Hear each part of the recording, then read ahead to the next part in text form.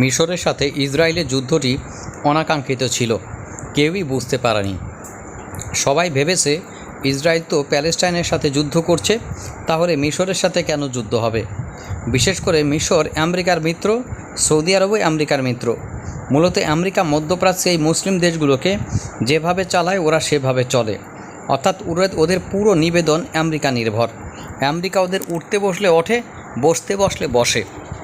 একটু ব্যাপারে পিছন দিকে যাবেন বা মনে করবেন, আর তা হলো মিশর রাশিয়ার কাছে আপনার প্রায় 1 স্কোয়াড্রনের মতো Su-35 4th++ জেনারেশনের যুদ্ধবিমান ক্রয় করার একটি অর্ডার বা বরাত দিয়েছিল।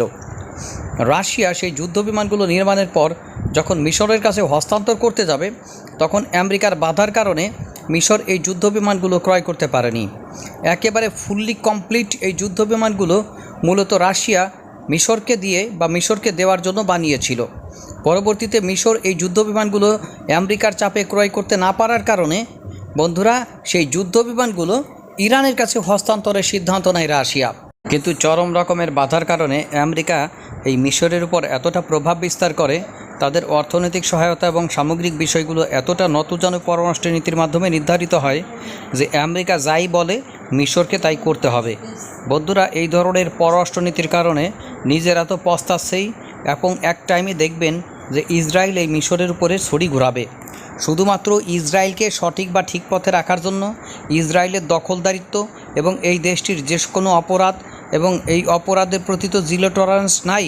মূলত মধ্যপ্রাচ্যের এই মুসলিম দেশগুলো যেন প্রতিনিয়ত ইসরায়েলের এই সকল অপরাধগুলোর কোনো বিরোধিতা করতে না পারে, কোনো বাধা প্রদান না করতে পারে, এবং ভবিষ্যতে যুদ্ধকালীন সময়ে এই দখলদার দেশটির বিরুদ্ধে মধ্যপ্রাচ্যের এই সবগুলো দেশ যেন অ্যাকোমোলেটেড হয়ে ওকে কুঞ্চি সহ বাস না দিতে পারে, সেই ব্যাপারটি নিশ্চিত করার জন্য তারা মধ্যপ্রাচ্যের দেশগুলোকে এমনভাবে আমেরিকার উপর নির্ভরশীল করে রাখে।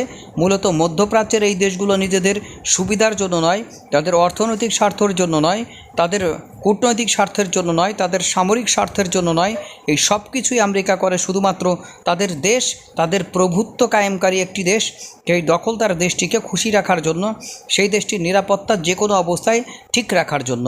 অর্থাৎ যুদ্ধকালীন সময়ে যেন ইসরায়েলের প্রতিদ্বন্দ্বী কোনো দেশ মধ্যপ্রাচ্যের মাটিতে না থাকে, আরও বিশেষ করে মুসলিম দেশ না থাকে, সেটি নিশ্চিত করা বা কনফার্ম করা হচ্ছে আমেরিকার এই মুহূর্তে একেবারে দুর্দান্ত একটি দায়িত্বের মধ্যে পড়ে।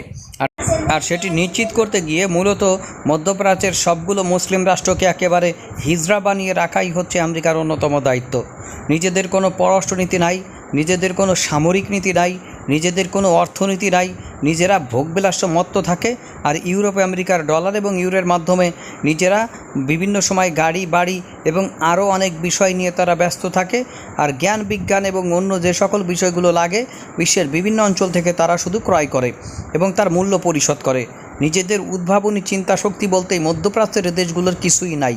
নিজস্ব আত্মসম্মানবোধ, নিজস্ব সামরিক বোধ এবং মমত্ববোধ, বিশেষ করে প্যালেস্টাইনের জনগণের জন্য বিশ্বের অনেক দেশের মমত্ববোধ আছে।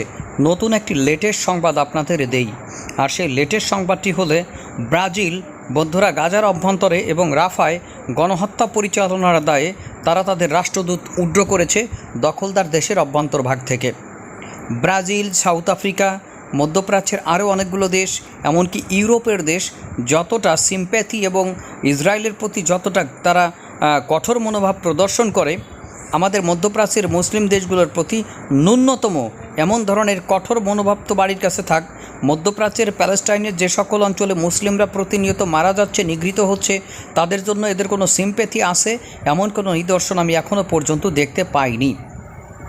আপনারা কোনো সিদ্ধান্তে দেখতে পেয়েছেন কিনা অবশ্যই আপনারা কমেন্টস বক্সে জানাতে পারেন। বন্ধুরা, চিরন্তন কিছু বক্তব্য থাকে, তা হচ্ছে অন্যের বৃত্ত হয়ে আপনি মহাস্বর্গে বাস না করে নিজের ব্যক্তি স্বাধীনতা এবং আত্মমর্যাদার সাথে আপনি কুড়ে ঘরে থাকা অনেক ভালো। সেই বিষয়টি মেনে নিয়েছে ইরান, এবং কিছুদিনের মধ্যে ইরান তার যে মূল্য পরিশোধ করছে এতদিন ধরে শুধুমাত্র তাদের পারমাণবিক কার্যক্রমের জন্য, তারা তাদের দেশের শ্রেষ্ঠ সন্তানদের হারিয়েছে, সেই ব্যাপারে তারা এমন কিছু ঘোষণা দিতে পারবে এবং তারা তাদের আত্মমর্যাদা এবং গৌরবকে এমন পর্যায়ে নিয়ে যেতে পারবে যেখানে মধ্যপ্রাচ্যের প্রত্যেকটি দেশ ইরানের পিছনে পড়ে যাবে।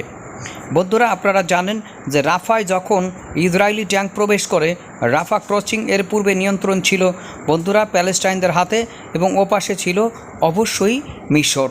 বন্ধুরা, মিশরের সাথে যখন রাফা ক্রসিং নিয়ন্ত্রণ নিয়ে মূলত যুদ্ধ শুরু হয় ইসরায়েলের, তৎক্ষণাৎ 4 জন মিশরীয় সৈন্য মারা যায়।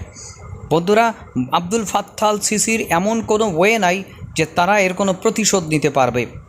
ইরানের সৈন্য মেরেছে, তারা ইসরায়েলি ঘাঁটি লক্ষ্য করে এবং ইসরায়েলের ভূমি লক্ষ্য করে চরম বিধ্বংসী হামলা পরিচালনা করেছে। আমাদের মুসলিম বন্ধুদের সহায়তায় এই দখলদার দেশটি তার ইউরোপীয় এবং আমেরিকার মিত্রদের নিয়ে নিজেকে বাঁচিয়েছে কোনো রকমে। একটা ব্যাপার নির্দিষ্টভাবে বলা যায়, তারপরও অনেকগুলো ক্ষেপণাস্ত্র তাদের বিমান ঘাঁটি এবং বিভিন্ন অবস্থানে আঘাত এনেছে। বন্ধুরা, এর মাধ্যমে কয়েকটি বিষয় নিশ্চিত হওয়া যায়। শুধুমাত্র এই দখলদার দেশটি যদি একা একা ইরানের বিরুদ্ধে লড়তে যেত এবং ইরানের নিক্ষেপকৃত ক্ষেপণাস্ত্রগুলো শুধুমাত্র নিজেদের সক্ষমতা বা ইন্টারসেপ্টরের মাধ্যমে বাধা দিতে পারত বা বাধা দেওয়ার চেষ্টা করত, আপনারা নিশ্চিত থাকেন এর যদি 20 এবং 30% ক্রুজ মিসাইল, ব্যালিস্টিক মিসাইল বা আত্মঘাতী ড্রোন সুনির্দিষ্ট লক্ষ্যবস্তুতে আঘাত আনত, তাহলে ইসরায়েল শ্মশান হয়ে যেত। আর তাকে এই যাত্রায় বাঁচিয়ে দিয়েছে মধ্যপ্রাচ্যের সৌদি আরব, সংযুক্ত আরব আমিরাত, জর্ডানের মতো মুসলিম দেশের সাথে ফ্রান্স, আমেরিকা এবং ব্রিটেনের মতো মুসলিম দেশের বাইরে যে সকল পরাশক্তিগুলো রয়েছে, তারা সম্মিলিতভাবে মধ্যপ্রাচ্য এবং ইউরোপ, আমেরিকা একসাথে এই দেশটিকে বা দখলদার দেশটিকে বাঁচানোর জন্য তারা তাদের সর্বোচ্চ সামরিক শক্তি প্রয়োগ করেছে।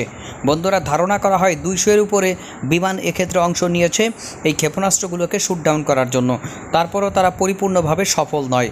আর যদি একা একা ইসরায়েল এই কাজটি করতে যেত, তাহলে তুলো ধোনা হয়ে যেত। সুতরাং ইসরায়েলের এমন কোনো সক্ষমতা নেই যে তারা শুধুমাত্র একা একা ইরানের মতো দেশের বিরুদ্ধে নিজেদের প্রোটেকশন দেবে। এমন কথা পশ্চিমা বন্ধুরাও বিশ্বাস করেনি এবং ইসরায়েলও বিশ্বাস করতে পারেনি যে তারা তাদের নিজেদেরকে রক্ষা করতে পারবে। সুতরাং ভবিষ্যতে ইরান বর্তমানে যেভাবে তার পারমাণবিক অস্ত্র নির্মাণের দিকে এগিয়ে যাচ্ছে, আশা করা যায় অতি দ্রুত তারা এর সাফল্য লাভ করবে এবং বিশ্বব্যাপী এ ব্যাপারে দুর্দান্ত কিছু বক্তব্য ইতিমধ্যে চলে এসেছে। আমরা আশা করি 1 থেকে 2 বছরের মধ্যে ব্যাপারে দুর্দান্ত কোনো সংবাদ শুনতে পাবো। সুতরাং মধ্যপ্রাচ্যের বৃত্তের কান্ট্রি যেগুলো রয়েছে, বিশেষ করে সৌদি আরব, মিশর, সংযুক্ত আরব আমিরাত, যারা পার্শ্ববর্তী ভাইরা নিহত হচ্ছে, মারা যাচ্ছে, এ ব্যাপারে ওদের কোনো নাই। ওরা শুধুমাত্র পশ্চিমাদের অর্থে এবং বৃত্তের মাধ্যমে ভোগবিলাসেই ব্যস্ত থাকবে। কোনো এক সময় দেখবে ইসরায়েলের মতো কান্ট্রি ওদেরকে এমনভাবে দিয়েছে, তখন ওদের আর কিছু করার থাকবে না। কিন্তু সেদিক দিয়ে ইরান বর্তমানে অত্যন্ত গুরুত্বপূর্ণভাবে প্রোটেক্টেবল হয়ে আছে। সুতরাং ভবিষ্যতে তারা আরও প্রোটেক্টেবল হবে, এই ব্যাপারে কোনো সন্দেহ নেই। বন্ধুরা, আপনাদের কি মনে হয়? অবশ্যই আপনারা আপনাদের গুরুত্বপূর্ণ মন্তব্যগুলো কমেন্টস বক্সে জানাতে ভুলবেন না। আজকের মতো এখানেই বিদায় নিচ্ছি। ভালো থাকবেন, সুস্থ থাকবেন। আল্লাহ হাফেজ। এই ধরনের ভিডিও যদি আপনারা প্রতিনিয়ত পেতে চান, পৃথিবীর বিভিন্ন অবস্থান থেকে আমাদের চ্যানেলটি সাবস্ক্রাইব করে পাশে থাকা বেল আইকনটি চেপে দেবেন। তাহলে যখনই আমরা নতুন কোনো ভিডিও আপনাদের উদ্দেশ্যে আপলোড করব, আপনারা রিমাইন্ডার পেয়ে যাবেন। ধন্যবাদ সকলকে ভিডিওটি শেষ পর্যন্ত দেখার জন্য। আবারও ধন্যবাদ জানিয়ে আজকের মতো এখানেই বিদায় নিচ্ছি। আল্লাহ হাফেজ।